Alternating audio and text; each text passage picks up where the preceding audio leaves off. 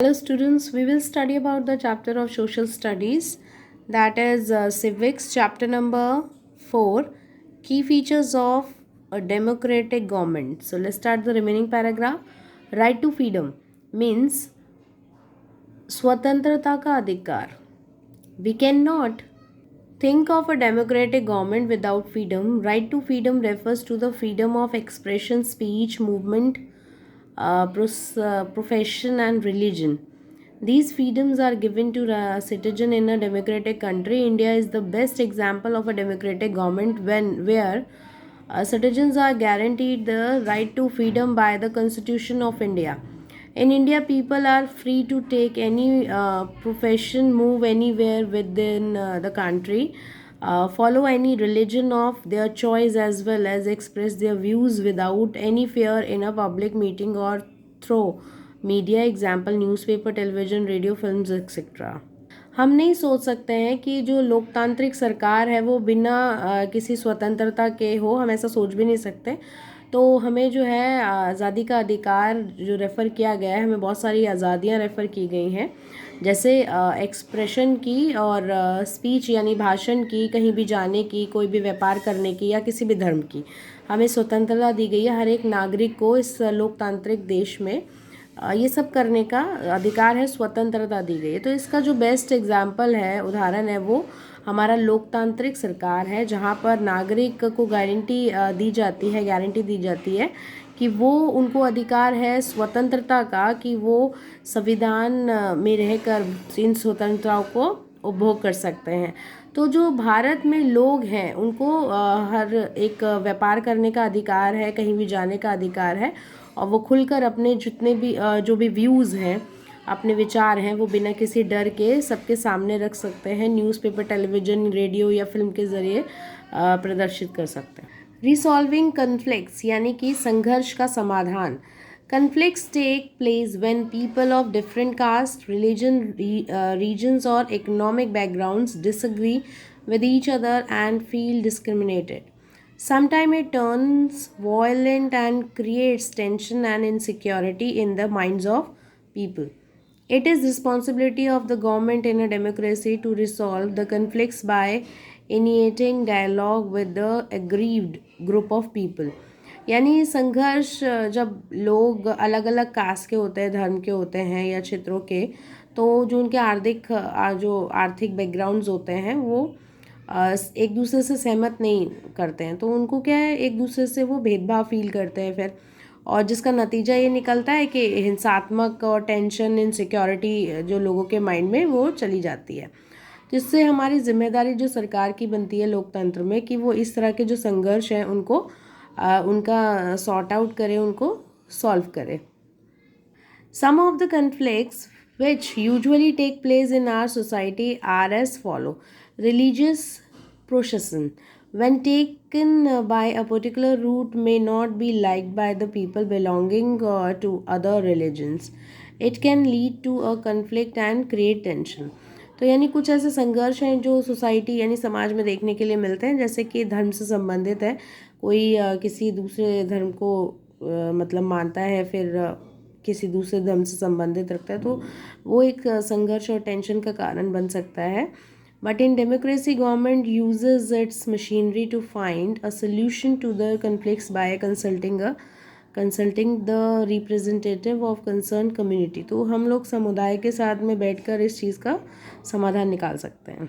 Use of river water is a constant source of tension between two or more states. There was a dispute over Kaveri River water involving the state of Tamil Nadu and Karnataka. These two states did not come to a conclusion over the sharing of water of a river Kaveri. Ultimately, the central government had to intervene to resolve the dispute. यानी कि इसमें क्या है कि कुछ ऐसा पानी का जो स्रोत है वहाँ पर यूज़ किया जाता था लगातार दो स्टेट्स के बीच में, लेकिन वहाँ पर कुछ विवाद छिड़ गया और उसमें दो स्टेट इन्वॉल्व थी, तमिलनाडु और कर्नाटका. लेकिन नतीजा ये था कि वो पानी को शेयर करने का कुछ प्रॉब्लम हो गया था, जो फिर अल्टीमेटली जो केंद्रीय सरकार थी जिन्होंने उन दोनों के विवादों को सुलझाया. Similarly, the Krishna River water issues involve the state of Andhra Pradesh and Karnataka. These issues have resulted in tension between these states. The dispute between Punjab and Haryana with Rajasthan as an additional party is over Ravi Beeves water. अब इसी तरीके से कृष्णा जो नदी है उसका पानी के इशू पे भी कुछ विवाद शामिल हो गए थे। उसमें दो स्टेट शामिल थी, आंध्र प्रदेश और कर्नाटका, और उसी मुद्दे पर ये नतीजा निकला कि दोनों स्टेट के बीच में टेंशन हो गए।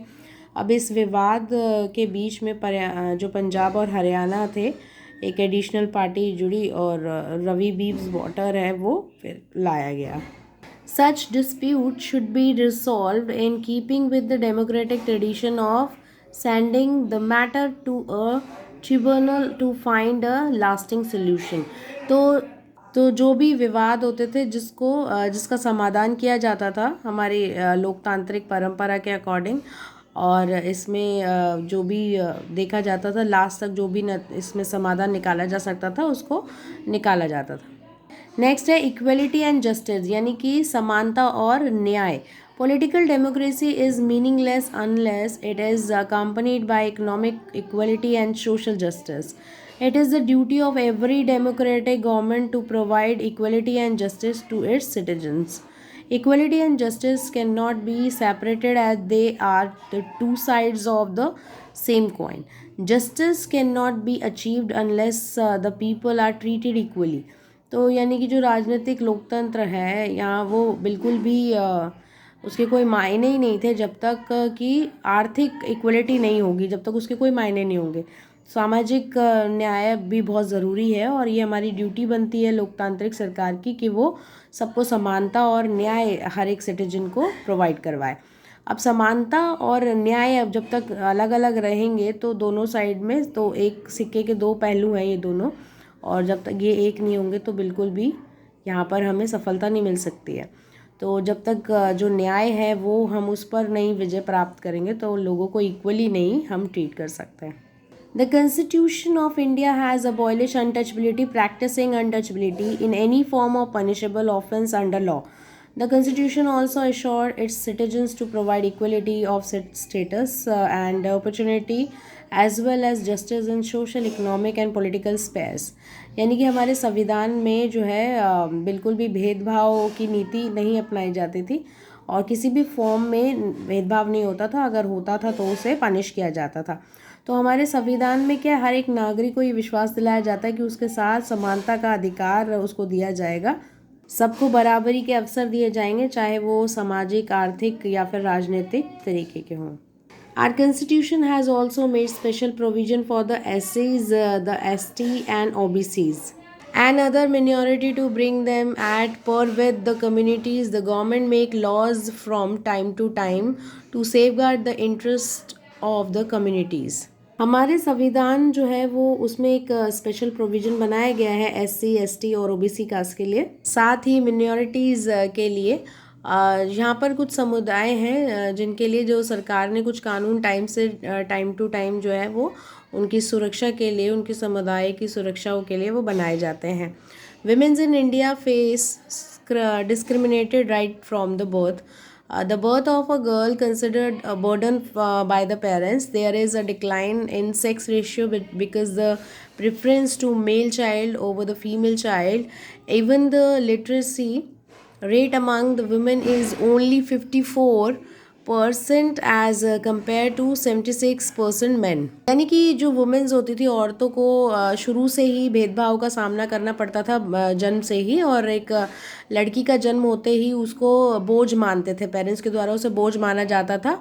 और यहाँ पर क्या है कि मेल चाइल्ड को नहीं माना जाता बल्कि मेल चाइल्ड को अच्छा माना जाता था और गर्ल्स को कम। इसी वजह से उन्हें बचपन में ही मार दिया जाता था और या फिर पैदा ही नहीं होने दिया जाता था। तो यहाँ पर वुमेन्स की जो परसेंट है वो 54% है। अगर वो देखेंगे बॉयज़ के अकॉर्डिंग में तो वो कम है, बॉयज़ की है 76%। In India the proportions of women in legislature has been very low. They deserve a better treatment in society. The constitution of our country contains several provisions that protect women along the other weaker section of the society. Special policies and law have been made by the government to attain this goal. Bharat में women's के लिए कई कानून बनाए गए थे, जो क्योंकि वो काफ़ी नीचे स्तर पर थी, इसलिए ताकि उनको समाज में अच्छे तरीके से ट्रीट किया जाए। तो हमारा संविधान में कई तरीके के वुमेन्स को सुरक्षा देने के लिए कानून बनाए गए और उनकी जो कमज़ोर स्थिति है समाज में उसे ऊपर उठाने के लिए कई सारी नीतियाँ भी बनाई गई ताकि वो इस गोल को यानी लक्ष्य को अचीव कर सकें। Thus, opportunity have to be created for people who are not at par due to historical and social factors. In a democratic environment, each and every individual counts. Treating them equally and looking after their interests is basic requirement in a democracy. It is equally essential that people also have faith in the system of democracy. Issues and conflicts, if any, should be peacefully resolved. Only when the democracy is able to function and its best. यानी कि अवसर जो हैं वो लोगों के लिए create किए जाते हैं और उनको क्या है पहले क्या इतिहास में बहुत सामाजिक फैक्टर्स थे और डेमोक्रेटिक जो पर्यावरण है, लोकतांत्रिक पर्यावरण है, उसमें अलग अलग ट्रीट किया जाता था। तो यहाँ पर इक्वली उनको देखने के लिए बेसिक जो भी ज़रूरतें थी लोकतंत्र में, उनको वो बहुत ज़रूरी थी और उनको समानता से उनको समानता देनी चाहिए ताकि वो समानता से इन सब चीज़ों को पूरा कर सके। जो भी चीज़ें जो है लोगों के लिए ज़रूरी थी वो उनको दी गई लोकतंत्र में। जैसे कुछ मुद्दे या संघर्ष होते थे, जैसे उन्हें शांतिपूर्वक निपटाया जाता था और केवल लोकतंत्र में ही नहीं, इसमें कोशिश की जाती थी इनके जो भी कार्यकलाप है वो शांतिमय तरीके से और बहुत ही अच्छी तरीके से निपटाए जाएं।